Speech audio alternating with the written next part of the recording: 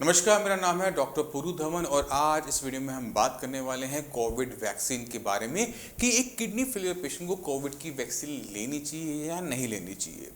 तो जितने भी पेशेंट हैं किडनी फेलियर के, उनको कोविड की वैक्सीन लगवा लेनी चाहिए जितनी जल्दी हो सके। मगर उसका सावधानी आपने क्या रखनी है कि जितने भी लोग कोविड की वैक्सीन लगवा रहे हैं उनके अंदर एक छोटी सी कॉम्प्लिकेशन देखने को मिलती है कि पेशेंट को हल्का पेन बनता है जहाँ पर आपको वैक्सीन दी जाती है, या फिर हल्का सा फीवर आता है 1-2 दिन का। अब एक किडनी फेलियर पेशेंट की बॉडी के अंदर इस पेन के और इस बुखार के कुछ मायने होते हैं कि जब भी हमें वैक्सीन लगेगी तो पेन की वजह से आपका क्रिएटिनिन लेवल कुछ पॉइंट्स बढ़ सकता है। जब आपकी बॉडी में फीवर आएगा तो आपका क्रिएटिनिन लेवल कुछ पॉइंट बढ़ सकता है। तो अगर आपको पेन हो रहा है वैक्सीन की वजह से या आपको फीवर आ रहा है वैक्सीन की वजह से, वहाँ पर आपकी किडनी खराब नहीं हो रही, चाहे आपका क्रिएटिनिन लेवल ज़रूर बढ़ रहा है। यहाँ पर जो आपका क्रिएटिनिन लेवल बढ़ा है वो आपकी बॉडी में प्रोडक्शन बढ़ने की वजह से बढ़ा है, ना कि किडनी की खराब होने की वजह से। तो कोशिश कीजिए कि जो आपने अपने टेस्ट करवाने होते हैं, किडनी फंक्शन टेस्ट, उसको वैक्सीन से पहले करवाइए।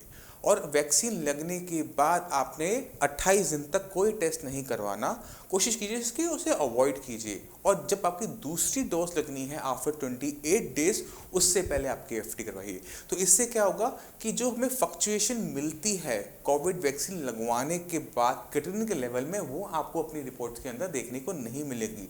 क्योंकि अगर हम वैक्सीन लगवाने के बाद हमारा क्रिएटिनिन लेवल अब जा रहा है तो वो एक फॉल्स सिग्नल है जो कि हमें डरा सकता है, हमें टेंशन हो सकती है कि मेरी किडनी और खराब होगी, जबकि ऐसा नहीं है। तो अच्छा तरीका ये है कि आप वैक्सीन लगवाने से पहले KFT करवाइए और दूसरी डोज जो 28 दिन के बाद लगती है उससे पहले आप KFT करवाइए, जिससे अननेसेसरी जो रिपोर्ट्स में हमारा जो जंप आता है वो हमें देखने को ना मिले।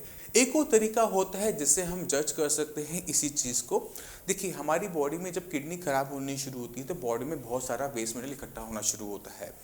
हम अक्सर जब टेस्ट करवाते हैं तो उसमें दो चीज़ें सबसे ऊपर आती हैं, पहला है क्रिएटिनिन वैल्यू, दूसरा है यूरिया वैल्यू।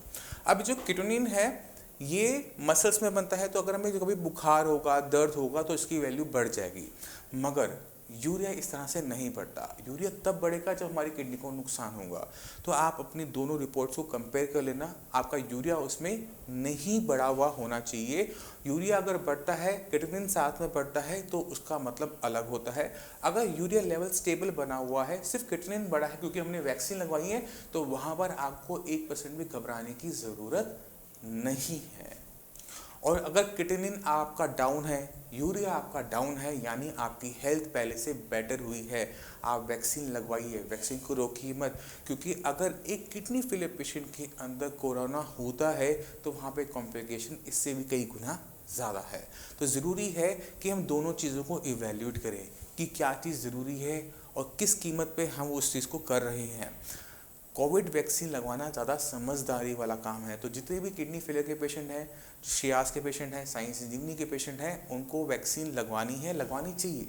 तो जैसे ही आपको समय मिले, आपका टाइम आए, आपको अपॉर्चुनिटी मिले, तो कोविड वैक्सीन से पीछे मत हटिए और जो सावधानियां मैंने आपको बताई है उनको फॉलो करते हुए आप अपनी जो वैक्सीनेशन है आप प्लीज़ करवाइए। मैं उम्मीद करता हूँ इस वीडियो से आप कोविड वैक्सीन को लेकर अब ज़्यादा डरेंगे नहीं। किडनी फेलियर से रिलेटेड कोई भी दिक्कत हो तो नीचे दी गई नंबर पर कॉल करके साइंस इंजीनियरिंग के डॉक्टर से आप फ्री ऑफ कॉस्ट कंसल्टेशन ले सकते हैं। आप अपॉइंटमेंट लेकर हमारी डॉक्टर की टीम से भी आकर मिल सकते हैं। अब इसी के साथ आप सभी से मैं चलने की आगे चाहूँगा। मिलते हैं अगली वीडियो में, तब तक के लिए धन्यवाद।